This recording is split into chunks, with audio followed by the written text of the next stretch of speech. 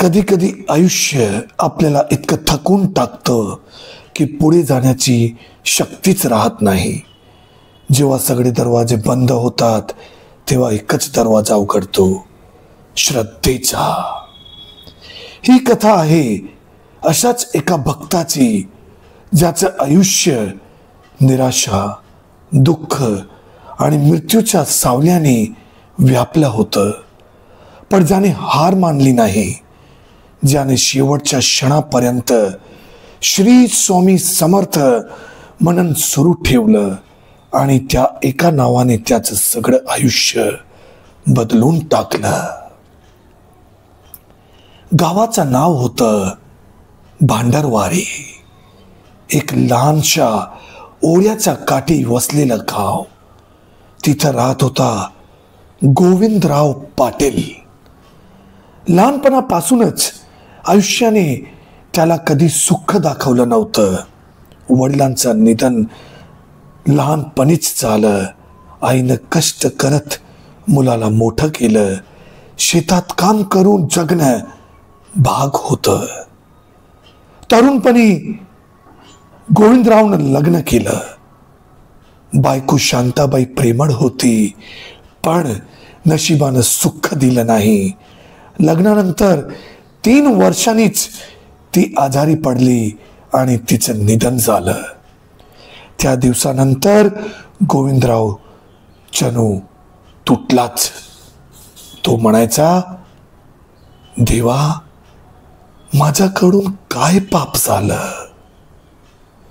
पण तरी रोज सकाळी तो देवघरात बसून स्वामी समर्थांचं नाम घेत राहायचा. श्री स्वामी समर्थ, श्री स्वामी समर्थ. ही 2 शब्द त्याच्या जगण्याचा आधार होती. वय वाढलं तसं शरीरानं साथ सोडली. एका दिवशी काम करताना तो अचानक कोसळला. गावकड्याने डॉक्टर बोलवले. तपासीनंतर डॉक्टर म्हणाले, गोविंदराव, तुम्हाला शरीरात कर्करोग आहे. फार तर 2-3 महिने. हे ऐकून तो शांत बसला. डोळ्यातून अश्रू वाहू लागले. रात्री त्याने स्वामींचं चित्र समोर ठेवलं आणि म्हणाला, माझं आयुष्य संपलं असेल, पण स्वामी, एक विनंती आहे. माझा शेवट तुमचं नाम घेताना व्हावा. माझा शेवट तुमचं नाम घेताना व्हावा. माझा शेवट तुमचं नाम घेताना व्हावा. त्या रात्री त्याला झोपच आली नाही. तो स्वामींचं नाव घेतच राहिला. श्री स्वामी समर्थ, श्री स्वामी समर्थ. एक मध्यरात्र, पावसाळ्याचे दिवस होते. वीज चमकत होती. आकाश ढगांनी व्यापलेलं. गोविंदराव मंदिरात एकटाच बसला होता. अचानक त्याच्या समोर तेज पसरलं. त्या प्रकाशातून उंच काठीच्या पांढऱ्या वस्त्रांतील अत्यंत तेजस्वी व्यक्ती प्रकट झाली. तो थरथरला, पण त्या व्यक्तीच्या चेहऱ्यावर इतकी करुणा होती की भीती नाही, उलट शांतता आली. ते म्हणाले, गोविंदा, घाबरू नकोस. स्वामी समर्थ तुझ्या पाठीशी आहेत. तुझा शेवट अजून आलेला नाही. तुझं आयुष्य अजून पूर्ण व्हायचं आहे. इतकं बोलून प्रकाश गायब झाला. दुसऱ्या दिवशी सकाळी गोविंदरावानं गाव सोडलं. तो म्हणाला, मी अक्कलकोटला चाललो आहे, माझ्या स्वामींच्या भेटीच. गावकरी म्हणाले, तुझं शरीर साथ देत नाही, कसं जाशील? तो म्हणाला, देह नाही, विश्वास चालवतो. आणि तो चालू लागला. पाय सुजलेले, काठीचा आधार, पण ओठावर स्वामींचं नाव, श्री स्वामी समर्थ, श्री स्वामी समर्थ. रस्त्यात एका झाडाखाली त्याला एक साधू भेटले. साधूनी त्याला पाणी दिलं आणि म्हणाले, गोविंदा, स्वामी तुझी वाट पाहत आहेत. जा, पुढे चालत राहा. गोविंदराव म्हणाला, माझं शरीर थकलं आहे.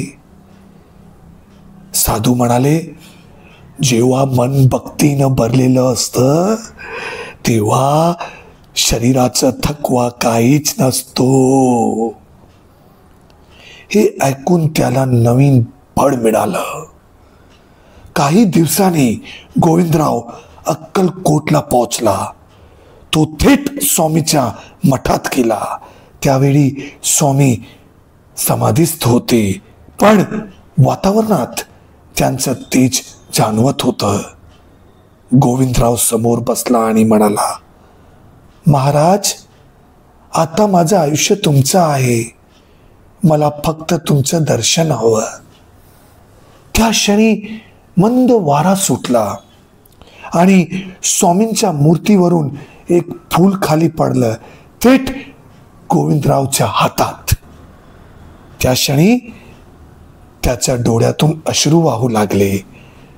त्याला आतून जाणवलं, स्वामी आले आहेत, स्वामी आले आहेत. त्या रात्री तो समाधीच्या जवळ झोपला होता. मध्यरात्री पुन्हा तेज पसरलं. स्वामी समर्थ त्याच्या समोर उभे होते, जिवंत. त्याने हसत विचारलं, गोविंदा, आता काय हवं तुला? तो म्हणाला, महाराज, फक्त एकच इच्छा आहे. माझं आयुष्य तुमच्या सेवेत जावं. मी माझा शेवट इथेच घ्यावा. स्वामी म्हणाले, तुझा वेळ संपलेला नाही. जा, गावात जा आणि लोकांची सेवा कर. जेव्हा वेळ येईल आम्ही स्वतः तुला बोलवू. इतकं बोलून ते अदृश्य झाले. त्या क्षणी गोविंदरावचा रोग पूर्णपणे नाहीसा झाला. दुसऱ्या दिवशी जेव्हा त्याला पाहिलं तेव्हा तो पूर्ण निरोगी, तेजस्वी आणि आनंदी दिसत होता. गोविंदराव गावात परत आला. तो लोकांना स्वामींच्या चमत्कारबद्दल सांगू लागला. गावात कोणी त्याचं म्हणत नाकारू शकत नव्हतं, कारण सगळ्यांनी त्याचं मृतप्राय शरीर पाहिलं होतं.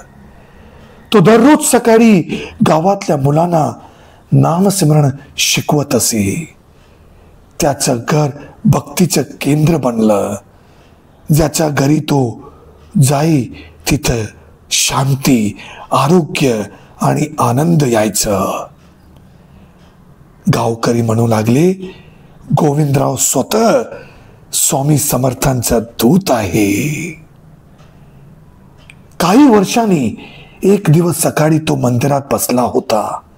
त्याने डोळे मिटले आणि शेवटचे शब्द उच्चारले, श्री स्वामी समर्थ.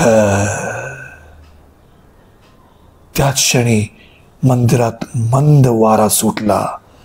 फुलांचा सुगंध दरवळला. गावकड्यांनी पाहिलं, त्याच्या चेहऱ्यावर तेज पसरलेलं. जणू तो झोपलेला नव्हता, समाधी घेतली होती. त्या जागी आजही एक लहान मंदिर आहे. लोक म्हणतात, जो तिथं श्री स्वामी समर्थ म्हणतो त्याच्या आयुष्यात चमत्कार घडतो. ही कथा फक्त एका भक्ताची नाही भक्तानो, तर त्या प्रत्येकाच्या मनाची आहे, जो संकटात असताना देखील आपल्या श्रद्धेवर टिकून राहतो. स्वामी समर्थ कधी उशीर करत नाही. त्यांच्या दारी आलेला भक्त कधी रिकाम जात नाही.